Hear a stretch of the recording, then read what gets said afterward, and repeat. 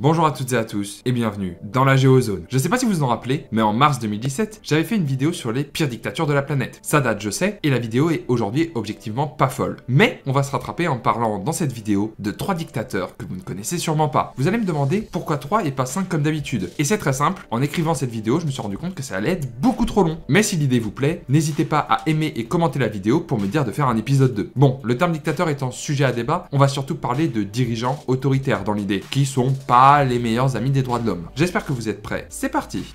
Pour commencer cette vidéo, on va se rendre en Ouganda pour parler d'Idi Amin Dada. Dada est né en 1925 et servira pendant longtemps dans l'armée coloniale britannique, la King's African Rifles, avec lequel il interviendra en Somalie ou au Kenya. Dada est considéré par les Britanniques comme habile, obéissant et surtout cruel. On parle de massacres de villages, de personnes brûlées vives, mais bon, les Anglais ça les dérange pas tant que ça et Idi Amin Dada monte en grade et est favorisé car la décolonisation arrive à grands pas et avoir un mec pas trop instruit, ça leur permet d'avoir de l'influence sur lui. L'Ouganda devient indépendant en 1962, Milton Obote devient président et Dada devient commandant adjoint des armées, dans laquelle il recrute surtout des gens de son ethnie et des musulmans, ce qui lui permet d'augmenter sa cote de popularité. Dada est proche d'Obote, les deux organisant même en cachette la vente d'armes au Congo, mais en 1971, Idi Amin Dada renverse Obote et est toujours soutenu par les Occidentaux, car Obote avait soi-disant des politiques trop socialistes. Les débuts sont paisibles, Dada libère les prisonniers politiques, supprime la police politique, prend des bains de foule et s'oppose au colonialisme. Mais très vite, il va mettre en place un régime dictatorial, qui commence comme toujours par la traque et la mort de tous les opposants politiques et des élites intellectuelles, parfois tués à coups de dynamite dans leurs cellules. En 1972, il décide d'expulser les 60 000 Asiatiques présents sur le territoire, car, dans un de ses rêves, Dieu lui a demandé. Il n'y a aucune vanne. Et là, les Occidentaux, ils se rendent compte que cet Amin Dada, pas ouf finalement, et donc il coupe les ponts, et Dada se tourne vers la Libye de Kadhafi et l'URSS. Et plus le temps passe, plus Dada part en vrille. Il devient parano et continue sa chasse aux sorcières, qui sera tellement violente qu'on raconte la destruction de villages entiers avec des centaines de corps qui flottaient sur le Nil, des tortures inhumaines avec des bains d'eau bouillante ou faire manger des tas de sel jusqu'à déshydratation. Le souci, mis à part qu'il a un jeton, c'est qu'il va tout militariser. Il recrute à tour de bras, tous les ministres sont des militaires, les tribunaux deviennent des tribunaux militaires, il rouvre une police politique, bref. En fait, plus j'en lis sur Idi Amin Dada, plus je me rends compte de la folie du personnage. En 1975, sommet de l'organisation de l'unité africaine à Kampala. Et Dada décide de faire un concours de Miss entre les différents pays de l'organisation et un rallye automobile, pourquoi pas. Il va aussi avoir plein d'aventures, des dizaines d'enfants. Il va même se marier une 5e fois lors de cette assemblée de l'OUA avec une danseuse dont le mari a mystérieusement disparu quand Dada s'est intéressé à elle. Et un des témoins du mariage, ça sera même Yasser Arafat, l'ancien président de la Palestine. Dada aime beaucoup faire le show. Il enverra même un communiqué à Nixon le félicitant de sa destitution après le scandale du Watergate. Sa fin représente bien aussi le personnage. En 1978, il n'y a plus un rond dans les caisses, avec la chute du cours du café et le départ de tous les Asiatiques qui détenaient 90% des commerces. Une partie de ses militaires fuit en Tanzanie voisine. Dada décide donc de donner l'ordre d'envahir la Tanzanie, sauf que la Tanzanie réplique, arrive à Kampala en 79 et renverse Dada qui fuit en Arabie Saoudite. Idi Amin Dada vivra la fin de sa vie protégée à Jeddah. En 2003, Dada est souffrant et une de ses femmes demande au président s'il peut venir mourir en Ouganda. Ce dernier lui répond que dès qu'il aura atterri, en gros il sera jugé, donc il est jamais rentré et Dada mourra le 17 août 2003 sans jamais avoir eu à répondre de ses actes. Lors de ces 8 années de tyrannie, le régime dictatorial d'Idi Amin Dada aurait tué entre 100 000 et 500 000 personnes, laissant son pays en hyperinflation, sans aucune économie et avec une dette de 320 millions de dollars. L'ancien secrétaire d'État britannique David Owen dira même en 2003 que le régime d'Amin Dada était le pire de tous. C'est une honte qu'on lui ait permis de se maintenir aussi longtemps au pouvoir. Cependant, Big Daddy, c'est son surnom, reste très apprécié dans la partie nord de l'Ouganda, dont il est originaire, et parmi la population musulmane. En 2018, une mosquée a même été ouverte en son nom. Beaucoup le voient comme un dictateur bête et sanguinaire, mais il a été très rusé dans son approche de la politique. Si vous voulez en apprendre plus, Arte a fait une vidéo entière sur la dictature d'Idi Amin Dada, le lien est dans la description.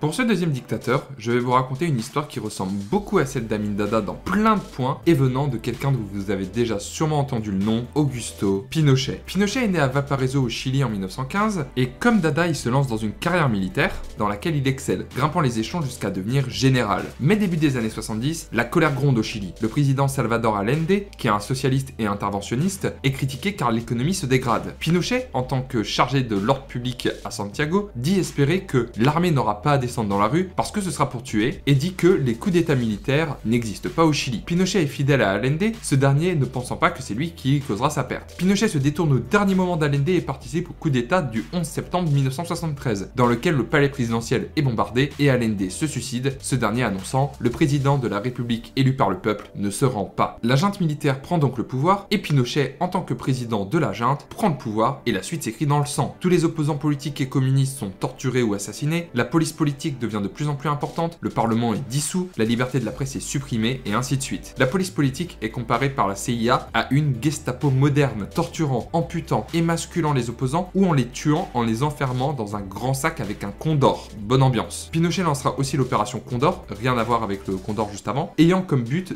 d'éliminer tous les opposants au régime, même hors de ses frontières, en partenariat avec d'autres pays d'Amérique du Sud sous gouvernement militaire, la Bolivie, le Brésil ou encore l'Argentine. Il sera d'ailleurs épinglé par l'ONU pour ses actes contraires aux droits de l'homme. Pinochet répondra même avec ironie « Les condamnations de l'ONU, j'en ai plein ma bibliothèque ». Cependant, comme Dada avec les Anglais, Pinochet est soutenu par les Américains, comme un barrage face au communisme. Ce dernier privatisera de nombreuses entreprises, libéralisera l'économie, ce qui permit de la relancer, et surtout pour lui d'ouvrir une vingtaine de comptes à l'étranger en détournant 27 millions de dollars. Mais ça dure qu'un temps, le PIB chute et il y a plus de pauvres dans le pays qu'à son arrivée. Le régime se rigidifie, les tensions sont grandissantes avec l'Argentine voisine, car lors de la guerre des Malouines, ils aident les Britanniques, enfin bref. Mais l'histoire de Pinochet finit différemment de celle de Dada. La constitution de 1980 prévoyait une période de transition vers la démocratie avant la fin du mandat de Pinochet en 1989. Et ce dernier s'y plie, ce qui est assez surprenant quand on entend tout ce qu'il a fait. Les partis d'opposition sont de nouveau acceptés, bon, sauf les communistes. Il y a de nouveau le droit de réunion et les Chiliens font face à un référendum. Est-ce que Pinochet continue d'exercer son pouvoir jusqu'en 1997? Le 5 octobre 1988, les Chiliens votent non à ce référendum à 56% contre 44% de soutien au dictateur. Il aurait pu faire le gros rageux et durcir encore plus son pouvoir, mais non, il l'accepte et passe le flambeau à Patricio Aylwin le 11 mars 1990. Mais il reste commandant en chef des armées jusqu'en 98, ce qui permet au président élu de garder de la légitimité auprès de l'armée et de calmer les tensions, même si Pinochet se permet des petits coups de pression parfois en faisant comprendre que l'armée est toujours à sa solde. En 1998, Pinochet devient sénateur à vie, mais est arrêté à Londres pour génocide, torture, terrorisme international et enlèvement, pas les chefs d'accusation les plus light. Il sera assigné à résidence et renvoyé au Chili après plusieurs AVC, et au Chili, il va aussi en bouffer des procès, pour le massacre des opposants, pour l'opération Condor, pour ses comptes à l'étranger, pour une affaire de lingots d'or dans une banque à Hong Kong, enfin bref, ça s'arrête jamais, mais je sais pas comment il fait, à chaque fois, il s'en sort avec une assignation à résidence et la suspension du procès à cause de son état de santé. Pinochet décédera finalement le 3 décembre 2006, à l'âge de 91 ans. Et encore une fois, comme Idi Amin Dada, le personnage ne fait pas consensus au Chili. Pour certains, il a été un barrage contre le communisme qui a permis au pays de se relever des années Allende, pour d'autres, il a été un dictateur hyper sanguinaire et répressif. Lors de sa présidence, entre 1974 et 1990, ce sont près de 3200 personnes qui sont tuées par le régime de Pinochet et 38 000 auront été torturées dans les geôles du gouvernement.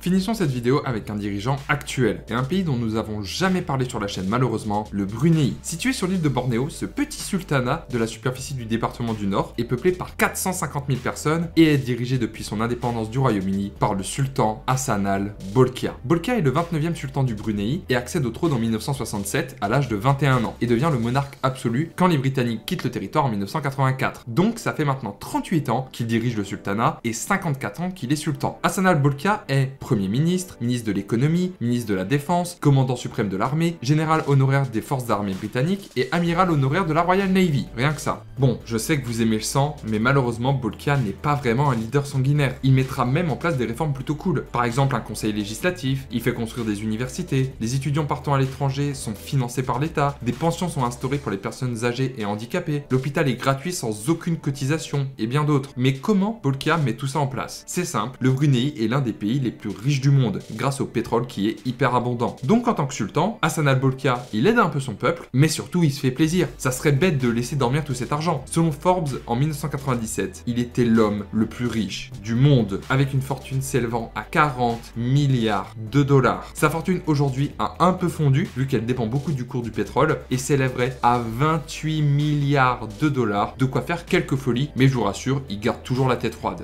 Petit florilège de ses acquisitions. Hassanal Bolkiah possède la plus grande collection de voitures de luxe au monde, avec plus de 5000 véhicules, dont 531 Mercedes, 367 Ferrari, 362 Bentley, 185 BMW, 177 Jaguar, 160 Porsche, 135 Toyota, 130 Rolls-Royce, dont une intégralement en or, 79 Aston Martin, 62 Lexus, 42 Land Rover, 32 Jeep, 20 Lamborghini, 9 McLaren F1 et 4 Bugatti. Bon, à ça il faut rajouter 2 taxis londoniens, une centaine de motos, une cinquantaine de voitures de golf. Bon, ça c'est pour ce qui roule, puisqu'il a aussi une vingtaine de jets privés, dont un Boeing 747-14 400 décoré en or surnommé le Palace Volant, décoration très fine, on se doute pas du tout en voyant ça qu'il est blindé. Puis il possède aussi plusieurs yachts, dont un qu'il a appelé Nipple, ça veut tout simplement dire téton, c'est très fin effectivement. On a fait la partie transport, passons maintenant à son humble demeure, le palais Nurul-Iman, faisant quelques 200 000 m², c'est le plus grand palais résidentiel du monde, c'est 4 fois plus grand que Buckingham Palace, avec 1788 pièces, dont 257 salles de bain dont certaines en or, 5 piscines, une mosquée, un hippodrome, des écuries pour ses chevaux de polo, des cours de tennis, un zoo privatif ou encore une salle de banquet pour 5000 personnes, ce qui coûtera au total plus de 1,4 milliard de dollars. Bon, je vais vous dire le reste en vrac, sinon la vidéo elle va prendre 8 heures. Il possède de nombreux hôtels un peu partout dans le monde, dont le Plaza Athénée et l'hôtel Meurice à Paris. Pour ses 50 ans, il a payé 17 millions de dollars un show de Michael Jackson, mais il a aussi fait venir pendant son mandat Céline Dion, Elton John ou Tina Turner. Il payait parfois jusqu'à 20 000 dollars son coiffeur, parce qu'il faisait venir exprès de Londres en jet privé et qu'il était logé dans les meilleurs hôtels et qu'il avait tout ce qu'il voulait en illimité. Pour ses 25 ans de règne, en 1992, il a défilé sur un char en or tiré par 40 mecs. Puis il est sympa, il fait aussi croquer sa famille. Et son frère, le prince Jeffrey, aurait dépensé pendant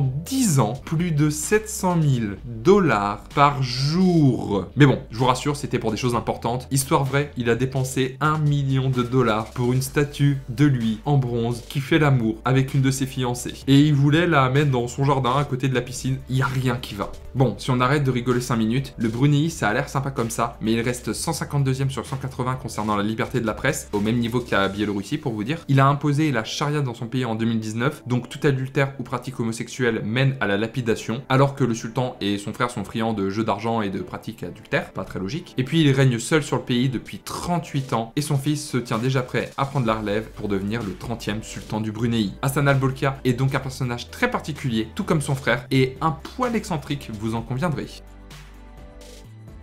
Merci à toutes et à tous d'avoir regardé cette vidéo sur 3 dictateurs méconnus, j'espère qu'elle vous aura plu. Comme dit au début de la vidéo, n'hésitez pas à me dire en commentaire si jamais vous voulez voir un épisode 2. Si la vidéo vous a plu, vous pouvez également l'aimer et la partager à vos amis. Si vous voulez de plus amples informations sur les différents dictateurs, tous les liens que j'ai utilisés pour écrire cette vidéo sont dans la description, et vous retrouverez également dans la description les liens pour venir me rejoindre sur les différents réseaux sociaux. À la prochaine dans la Géozone, ciao!